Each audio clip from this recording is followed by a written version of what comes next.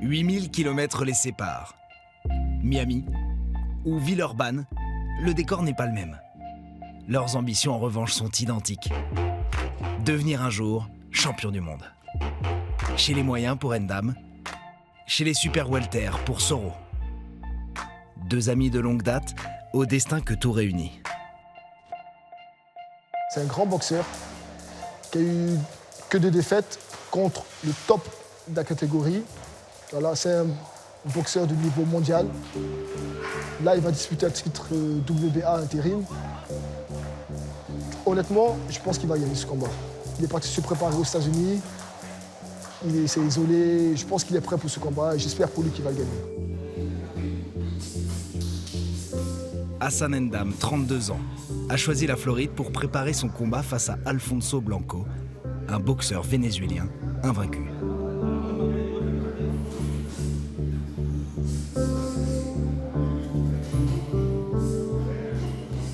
Aujourd'hui, je m'entraîne à Miami. Je suis avec Pedro Diaz. J'apprends tous les jours.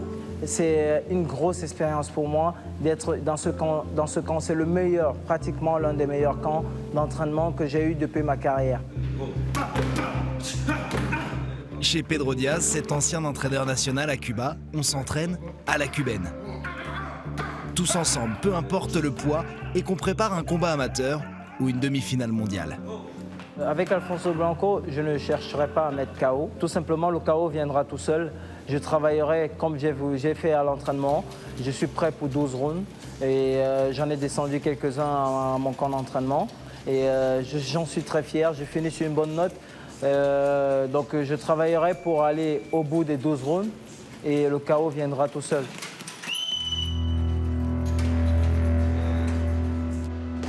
Le travail, la discipline, les mêmes valeurs animent les deux boxeurs.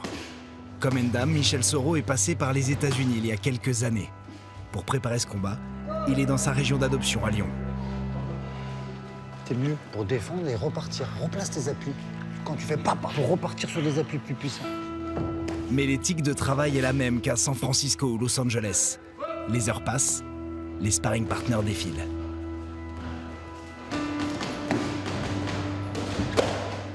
Aujourd'hui, j'ai fait 12 rounds de 3 minutes 30 avec 30 secondes de repos, avec 3 sparring différents.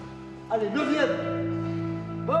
En sachant que le combat que je vais faire, c'est 12 rounds de 3 minutes avec 1 minute de repos, avec un seul boxeur. Je me sentais bien du premier au 12e round.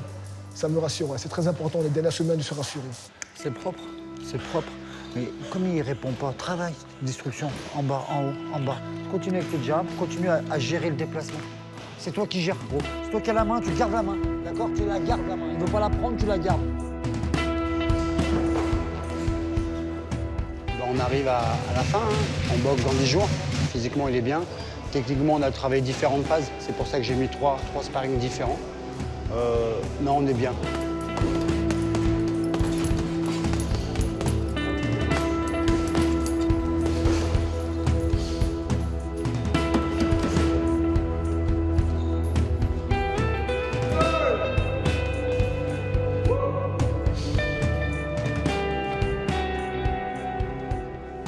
Vous savez, la boxe, c'est 12 rounds. Le combat, ce sera 12 rounds de 3 minutes. C'est long. Ça paraît peut-être pas long, mais c'est long. Il faut avoir une condition physique optimale. Du premier au 12e round, il faut être frais, il faut être capable de faire ce qu'on veut. Je me sens bien, franchement. Je suis content de ma préparation qui aboutit enfin. Durant 2 mois, c'était long. Ils n'ont plus qu'à que le travail soit bien fait le jour J. Il faut être prêt le jour J. Il ne faut pas être prêt aux entraînements, il faut être prêt le jour J. Aujourd'hui, il y a risotto de courgettes aux tomates séchées et tofu. Je suis au régime, mais ça fait très plat gastronomique, tu vois. L'alimentation n'est qu'un détail de sa préparation. Ce combat lui a demandé un sacrifice bien plus grand. Il y a 2 mois, l'entraînement intense commence en même temps qu'il célèbre une naissance, celle de son fils. Pour se préparer au mieux, il a fait le choix de s'isoler et ne voit sa famille qu'une fois par semaine.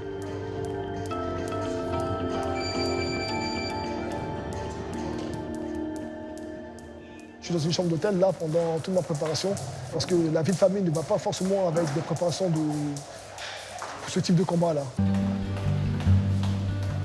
Les sacrifices pour progresser, Ndam connaît. Lui qui a quitté sa famille au Cameroun pour poursuivre son rêve.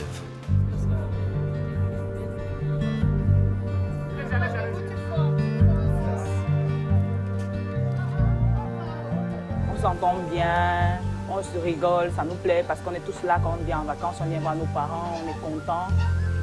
Bon, mais il est têtu un peu, tu ne peux pas lui parler, c'est un peu ça. Tu ne peux pas lui dire ne va pas ci, ne va pas ça.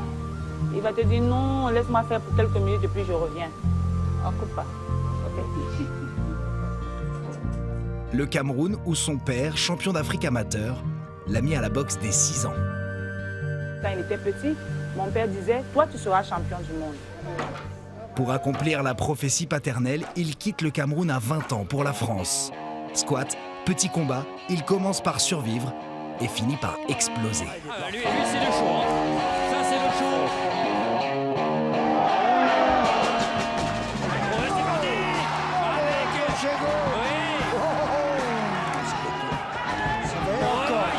Deuxième voyage. Il reste 1 minute et 25 secondes dans cette première reprise. Ça, c'est terminé. Une ascension qui lui offrira 2 championnats du monde en 2012 et 2015. Mais Wendam n'a pas eu le punch de ses débuts. C'est ça le punch, c'est ça l'interruption. C'est moi le meilleur, c'est moi le meilleur, c'est moi le meilleur. Michel Soro aussi a dû quitter l'Afrique, mais pour d'autres raisons. Lors de son enfance en Côte d'Ivoire, la boxe n'est pas encore sa passion. Je suis né là-bas, j'ai grandi, je suis arrivé en France à 13 ans, parce qu'il y a eu des coups d'État en Côte d'Ivoire. Et vu que ma mère est française, on a été rapatrié en France. Le boule des choses, voilà. À l'époque, on le trouve plutôt sur ce terrain de foot du quartier de la Cité des Arts à Abidjan. La rage de vaincre, en revanche, est déjà là. C'est ici que l'enfance a commencé. Je les voyais avec les petits sacs au dos, là, ils partaient à l'école. Et moi-même, j'avais une salle de jeu. Ils venaient jouer aux jeux de combat et tout ça. Ben, ils avaient une manière de jouer, là. Tu sentais qu'ils voulaient forcément gagner. C'est ça. Voilà, ils voulaient forcément gagner. Et moi-même, je me mettais à crier sur eux, mais quoi, vous n'allez pas gâter mes manettes et tout ça, là, doucement. Tout ça. Ils disent non, il faut qu'on gagne. Donc le quartier a un champion. Oui. On a même un fan club ici.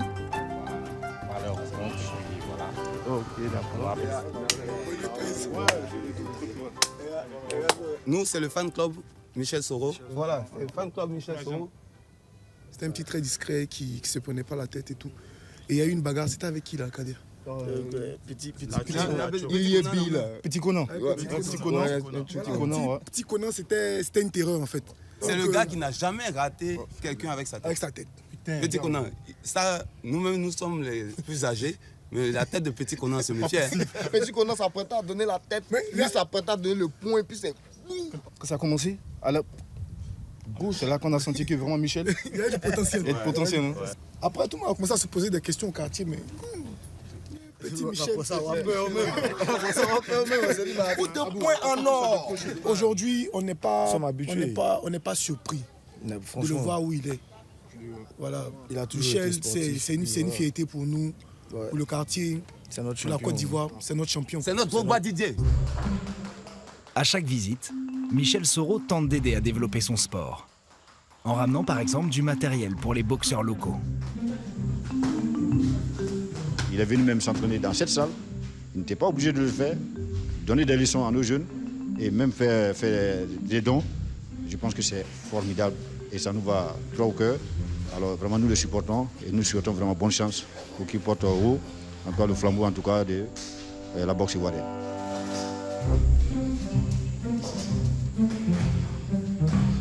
C'est un de mes rêves de boxeur, de boxer dans ma ville natale. Voilà, c'est un projet d'ailleurs, c'est un projet. Et j'espère que ça se fera pour un gros titre, pourquoi pas un titre mondial, j'espère. Un championnat du monde. Un rêve qui passe par une victoire à La Réunion. Un rêve qui semblait loin il y a quelques mois. Après plus d'1 an d'absence pour cause de blessures à l'épaule, il revenait sur les rings à la recherche de certitude.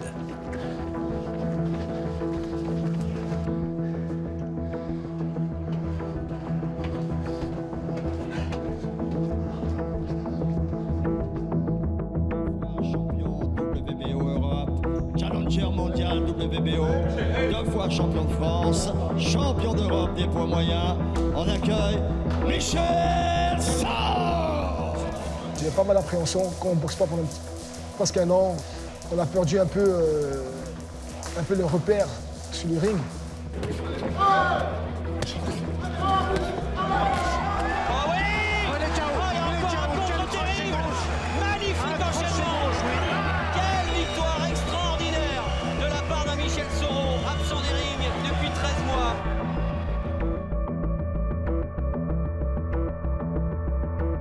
Il fallait que ce combat se passe bien pour reprendre confiance en moi. Et la confiance, je l'ai maintenant.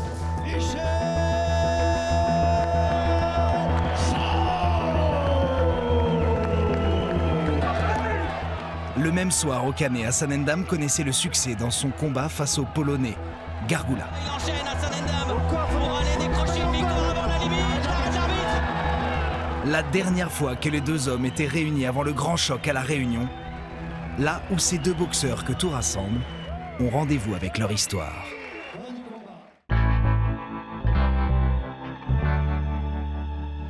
On a envie que le combat arrive, parce que voilà, on se sent prêt.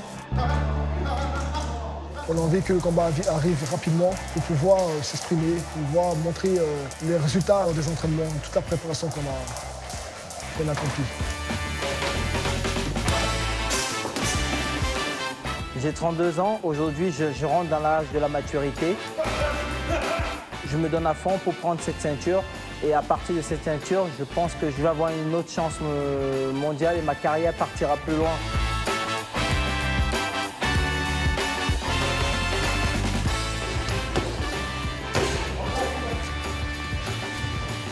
Du tout, le plus important dans un combat, c'est de gagner, déjà. C'est de gagner. J'espère gagner. C'est une étape en plus que je dois franchir pour arriver à mon objectif qui est le championnat du monde. Il faut que je gagne ce combat.